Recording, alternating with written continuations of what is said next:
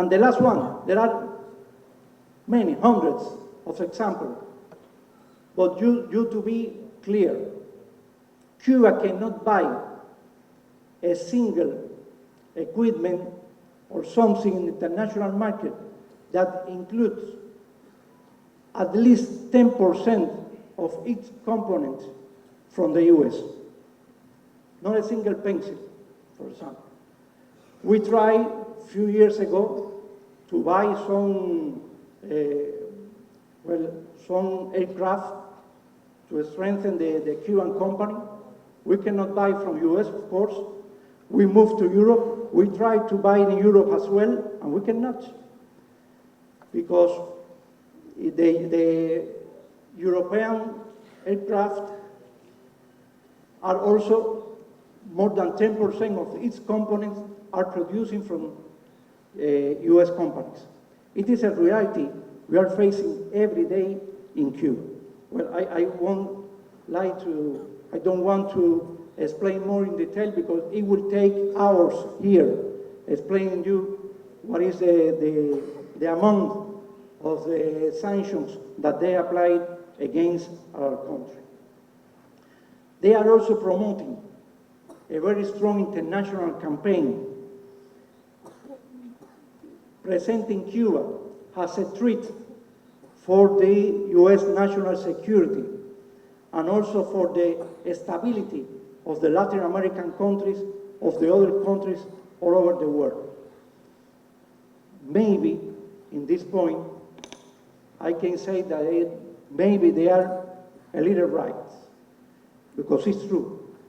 The example that Cuba represents is a threat for the intention of US to impose its domination to the Latin American countries and also its hegemonic all over the world. And we are continuing on this way. It doesn't matter what is the consequence of this path that we are choosing today. They are promoting a media campaign as well with financial support to organize subversion activities in Cuba, trying to divide the Cuban society, try to confront the different sectors in the Cuban society, try to put the young people against the revolution, not recognize the state, the socialist system, but they are forgetting that the secret weapon of the Cuban revolution is the unity. It's almost all time building the consensus and promoting the participation of the population in all decisions that are taken every day in Cuba.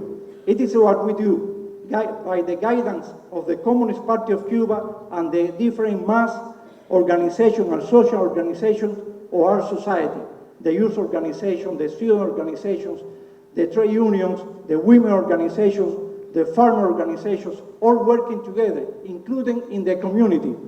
With this strong society, they cannot defeat the Cuban Revolution, I can assure you, for the future. Well, apart from this, we have suffered recently the impact of the COVID-19 pandemic.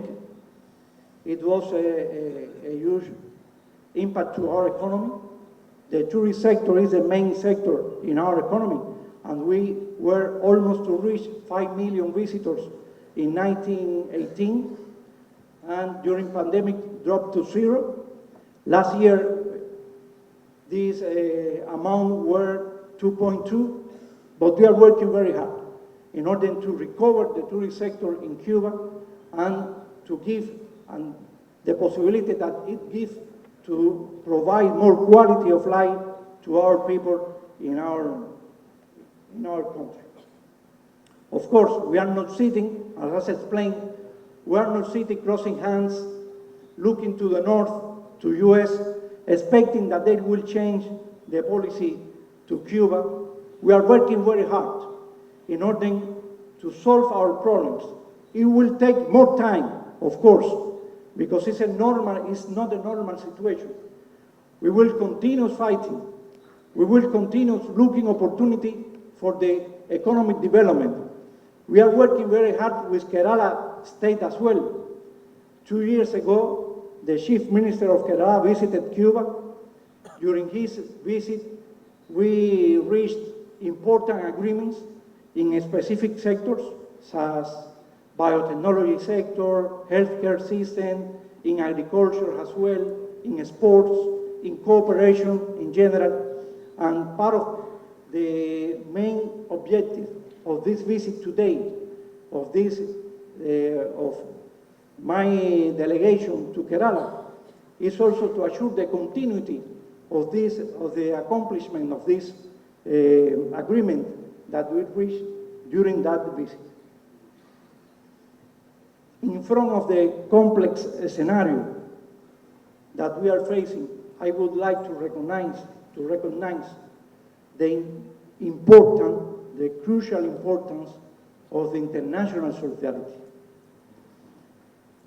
The only thing that explains the Cuban resistance is, first of all, the unity of the Cuban population, but also the international campaign that every day we see in any part of the world defending the Cuban Revolution, the right of Cuba to be a self-determination country, the sovereign of the Cuban people, and the right to build its own system based on the support of its own population.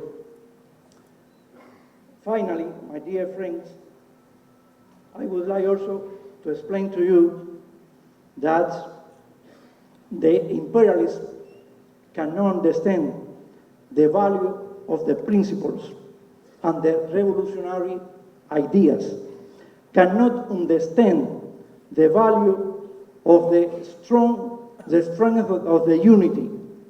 They have been the unity has been the main legacy of Fidel Castro to the Cuban society. He said, "There is no power in the world that can defeat a people united and convinced of the justice of the idea they defend." Thank you so much for your permanent solidarity from Kerala to the Cuban people. Cuba will win, without doubt. Long live to the solidarity, as Che Guevara said, until victory always, hasta la victoria siempre.